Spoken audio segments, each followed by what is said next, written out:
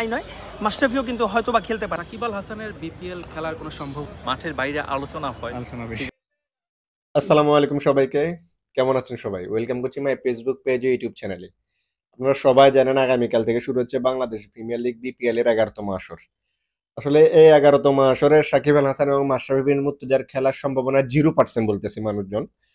আমি বাংলাদেশ ক্রিকেটের 3জন সাংবাদিক, আপনারা সবাই চিনেন, সময় টিভির সাংবাদিক রিমন ভাই টিভিতে কাজ করেছিলেন এবং বর্তমানে মাছরাঙা টেলিভিশনে আছেন আমাদের শ্রদ্ধেয় বড় ভাই অনিক জাবের ভাই এবং আরিফুল ইসলাম চ্যানেল 24 ওই স্পোর্ট 24 কাজ করে থাকেন তিনি। এই 3জন রিপোর্টার সাথে আসলে কথা বলবো যে ওনাদের মতে আসলে সাকিব আল হাসান এখন পর্যন্ত বিপিএল খেলার কোনো সম্ভাবনা আছে কিনা, বা মাশরাফির এই বিপিএল এর খেলার সম্ভাবনা কতটুকু।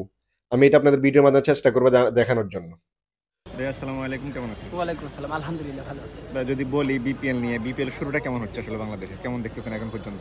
গেল 10 আসরের তুলনায় এবার 11তম আসর। আমরা দেশে একটা পরিবর্তিত পরিস্থিতি আমরা প্রত্যাশা করেছিলাম আরেকটু, হয়তো আমরা দেখেছি যে এখন পর্যন্ত প্রচারণা শুধুমাত্র কনসার্টে সীমাবদ্ধ রয়েছে। বাইরে এখন পর্যন্ত কবে টিকিট ছাড়বে, কবে সেই টিকিটের মূল্য এখন পর্যন্ত কিছুই যায়নি।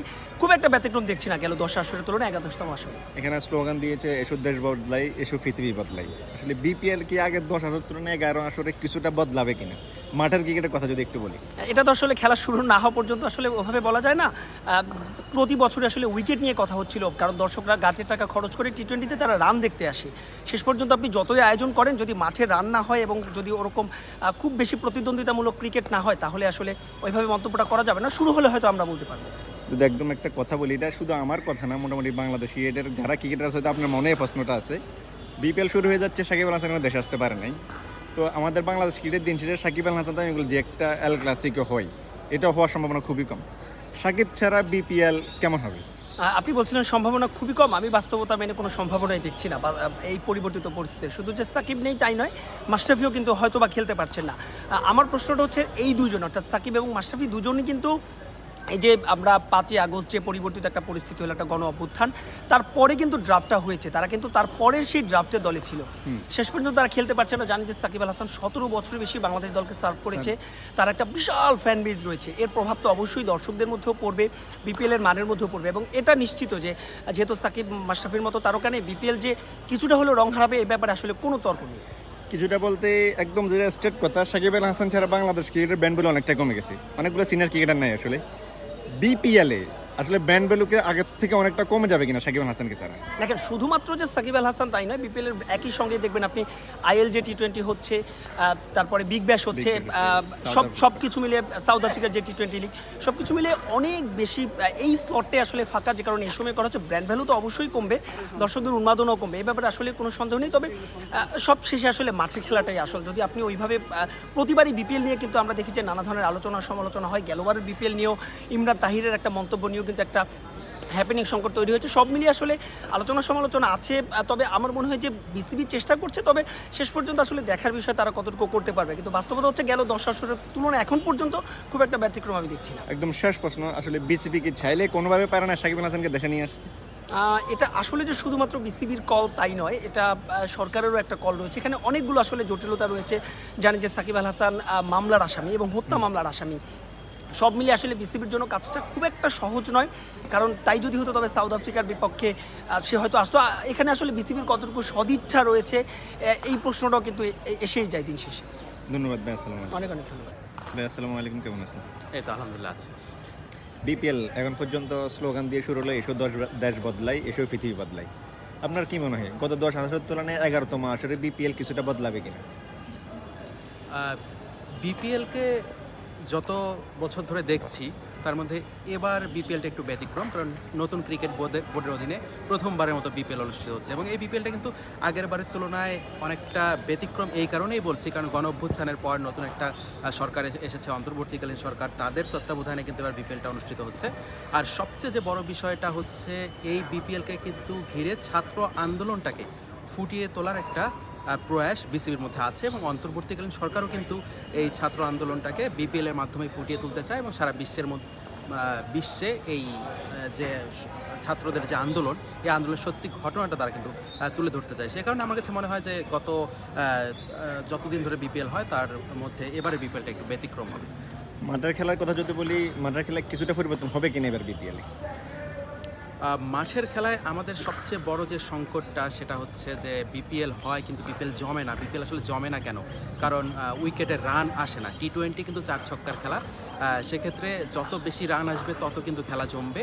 আমাদের উইকেটগুলোর কারণে আমাদের সেরকম যে আমাদের যে খুব ভালো প্লেয়ার আসছে না বা ভালো প্লেয়ার নেই এমনটাও কিন্তু না। আমরা এনসিএল টি-20 দেখলাম, সেখানে কিন্তু অনেক রান হয়েছে। তো এবার বিসিবি যে উদ্যোগটা নিয়েছে, আমি অনেকের সাথে কথা বলেছি, তারা একটা যে উইকেটগুলো বানিয়েছে মিরপুরে এবং চট্টগ্রামে, সেই উইকেটে তারা বলছে যে বেশ রান আসবে। তো রান আসলেই কিন্তু মাঠের খেলা জমবে। এবং যদি বলি সাকিব আল হাসানকে নিয়ে একটা কোয়েশ্চেন করতে চাই, আপনার কি মনে হয় শেষ পর্যন্ত সাকিব আল হাসান বা বিপিএল খেলার সম্ভাবনা কতটুকু আছে? সাকিব আল হাসানের বিপিএল খেলার কোনো সম্ভাবনাই নেই, কারণ সাকিব আল হাসান সম্ভবত দেশে আসতে পারবে না এর মধ্যে। কারণ তার নামে একটা, আপনারা জানেন যে মামলা আছে, এবং এই মামলা যতক্ষণ উইথড্র হবে না বা শেষ হবে না, তার কিন্তু একটা অনিশ্চয়তা দেশে আসার। তো এবার আমরা সবাই আর কি বিপিএলে সাকিব আল হাসানকে মিস করব। একদম শেষ প্রশ্ন, মাশরাফির মতো যার দেশে আছে, মাশরাফির নামে কোনো মামলা হয় না হয়তো এখনো, তারপরে মাশরাফি কেন সিলেট স্ট্রাইকার্স হয়ে খেলতে পারতেছে না এই বিপিএল? মাশরাফি খেলছে না কেন, এটা হচ্ছে মাশরাফির হয়তো ব্যক্তিগত বিষয়। তিনি কেন খেলতে চাইছেন না, বা তিনি যেহেতু গেল সরকারের একটা গুরুত্বপূর্ণ পদে ছিল, সেক্ষেত্রে তার প্রতি মানুষের একটা আক্রোশ অনেকেরই আছে। তার বাড়ি পুড়িয়ে দেওয়া হয়েছিল, আপনারা দেখেছেন। তো সব মিলিয়ে হয়তো মাশরাফি একটু আড়ালেই থাকতে চাইছে, তিনি জনসম্মুখে আসতে চাচ্ছেন না। আসলে একটা তোপের মুখে পড়তে পারেন। বিভিন্ন বিষয় চিন্তা করেই হয়তো সে নিজেকে বিপিএল থেকে সরিয়ে নিয়েছে। একদম শেষ কথা, সাকিব মাশরাফিকে ছাড়া বিপিএল কতটা জমবে? সাকিব মাশরাফিকে ছাড়া বিপিএল কতটা জমবে আপনি বলছেন? আসলে সাকিব আল হাসান তো পুরো বাংলাদেশেই না, শুধু পুরো বিশ্বের মধ্যে একটা ব্র্যান্ড, এবং মাশরাফির কিন্তু একটা বিশাল ক্রেজ ছিল বাংলাদেশে। তো এই দুই তারকাকে ছাড়া নিঃসন্দেহে বিপিএলটা মানে একটু ধূসর হবে। কিন্তু তারা যেহেতু খেলছে না, থাকছে না, বিপিএল তো বিপিএলের মতোই চলবে। তো আশা করছি আমরা যে বিপিএলটা মাঠের খেলা দিয়েই বিপিএল আসলে জমবে, এবং বিপিএলের এবারে আসরটা যেহেতু অন্য যে কোনো বারের চেয়ে একটু ব্যতিক্রম, তো আমরা যারা ক্রিকেট প্রেমী আছি, ক্রিকেট ভক্ত আছি, ক্রিকেট সাংবাদিকতা করি, তারা কিন্তু চাইছি যে মাঠের খেলাটা অন্তত জমুক। যেহেতু সাকিবের কথা বললেন আপনি, মাশরাফি সাকিব নেই, তারা কিন্তু নিঃসন্দেহে বড় স্টার, অনেক বিগ স্টার, বিগ নেম, তারা থাকলে আরও ভালো হতো। সিলেটে এনসিএল দেখেছিলেন, কি মনে হয় এবার বিপিএল এনসিএল মতো রান হবে কিনা? সিলেটে শুরুর দিকে রান হয়েছে, এবং সেটার কারণ হচ্ছে উইকেটটা ভালো ছিল, এবং সময় যত গড়িয়েছে, এক মাঠে যেহেতু খেলা, পাশাপাশি আরেকটা মাঠ ছিল, আউটারও খেলা হয়েছে, শেষ দিকে সে রান খরায় ভুগেছে। তো সিলেটের যে শেষটা ওই রকম যেন বিপিএলে না হয়। আসলে বিপিএলে সবাই চায় যে রান হবে, প্রত্যেকটা বার বিপিএল যখন শুরু হয় সবাই রান দেখতে চায়, রান হয় না, আগ্রহ কম থাকে, দর্শকও হয় না, এই ধরনের একটা সমস্যা হয়। তো সেটা একটা বড় চ্যালেঞ্জ তো থাকে, আর এই শীতের সময় সেই চ্যালেঞ্জটা আরও বেশি। যদি বলি বিপিএল 11তম আসরের স্লোগান দিয়ে হচ্ছে এসব দেশ বদলায়, এসব পৃথিবী বদলায়, আগের 10 আসরের তুলনায় 11তম আসরে আসে, আসলে বিপিএলটা বদলাবে কিনা? বিপিএল বদলেছে তো, এই যে আমার পেছনে কালো কাপড়ে ঢাকা, সবাই হচ্ছে আপনার প্র্যাকটিস করছে, সেই প্র্যাকটিসের ছবিটা গণমাধ্যম নিতে পারে না, এটা হচ্ছে বড় ব্যাপার। অনেকে হয়তো বলবেন যে হ্যাঁ, এটাই বিসিবি ঠিক কাজ করেছে, এ ধরনের কমেন্ট আমরা অনেক বেশি পাই। But the thing is that, মানে গণমাধ্যমের মাধ্যমে এই গণমানুষ সেই ছবিগুলো দেখে, তাদের জন্যই আসলে কাজ করা। সো দ্যাট বিসিবি কী চায়, কোটি কোটি টাকা তারা খরচ করেছে, এই যে উদ্বোধনী অনুষ্ঠান হলো, কিংবা এই যে রাহাত ফতেহ আলী খানের কনসার্ট, হয়তো গ্রামে গেলে অনেক ছেলে হয়তো ক্রিকেটটা খেলতে পারছে না, তাদের অনেক কিছুই ঠিকঠাক নাই। ওসবের থেকেও এসব যখন গুরুত্বপূর্ণ হয়ে উঠেছে প্রচারের জন্য, সেই প্রচারটা আবার বিমুখ। মানে এটা অনেকের সঙ্গে আমাদের ভেতরে কথা হয়েছে, বিসিবি বলেন, কয়েকজনের সঙ্গে আমাদের কথা হয়েছে, তারাও খুব একটা হ্যাপি না। যতদূর জানা গেছে যারা বিপিএলের দলগুলো, তারাও নাকি চায় না এ ধরনের একটা কথা। মানে কোনো কিছু আসলে প্রুভেন না, সব শোনা কথা। তবে দিন শেষে যেটা সত্য কথা, যে এই যে পিছনে কালো কাপড়ে ঢাকা। আপনি যখন এটা বলেছেন, এটা নিয়ে আমি একটা প্রশ্ন করতে চাই। সবগুলো বিপিএলই তাদের মিডিয়া ম্যানেজার আছে, তাদের ক্যামেরাম্যান আছে, তাদের নির্দিষ্ট মিডিয়া, সোশ্যাল মিডিয়াতে চ্যানেল আছে, এবং ইউটিউবে চ্যানেল আছে। তারা ওই জায়গায় যদি অনুশীলনগুলো যদি কভার করে ছাড়তে পারে, তাহলে আমরা যারা মিডিয়া কর্মী আছে, আমাদের জন্য নিষেধ করার কারণটা কি হতে পারে? তারা সেটা ছাড়বে, সেটা হচ্ছে সব ফ্র্যাঞ্চাইজি লিগে সেটা হয় এবং সেটা কোনো দোষের কিছু না, তারা তাদের মতো করবে, গণমাধ্যমের মতো করবে। এই যে আপনি যখন দাঁড়িয়ে থাকেন এই যে এখানে এখানে মিডিয়া প্লাজাতে এসে, তখন দেখেন যে আফ্রিদি আসলে কী বল করছেন, এগুলো আপনি দেখেন, এগুলো আসলে মানুষকে জানাতে চান। তারা আবার হচ্ছে কিছু মজার কিছু কন্টেন্ট বানায়, তো সবই থাকে, মানে সবার জন্য উন্মুক্ত থাকা তো জরুরি, কিংবা যতটুকু থাকা যায়, যতটুকু রাখা যায়, অন্য দেশে যেটা হয় বাংলাদেশে সেটা হওয়া তো উচিত। তো এই ধরনের বিষয়গুলা এবার একটু ভিন্ন দেখা যাচ্ছে, সেটা আসলে নেতিবাচক দিকই বটে।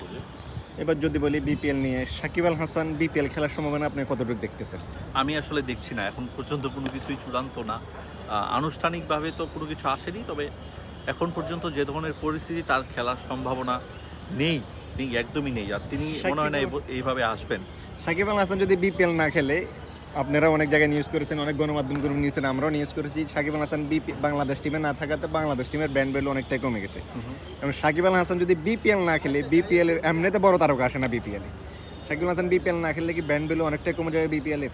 যদি পারফরমেন্সের কথা চিন্তা করেন, সেক্ষেত্রে আমি পুরোপুরি বলবো না যে একদম কমে যাবে, কারণ আজব কালক সাকিব তো থাকবে না। আর সাকিবের এই ফর্ম, বর্তমান যে পরিস্থিতি, সাকিব খেললে চট্টগ্রামের জন্য কিছুটা বাড়তো হয়তো ব্র্যান্ড ভ্যালু, সেটা কমেছে এবং সেটা তারা বলেছেও, স্বীকারও করে নিয়েছে তাদের যে মালিক।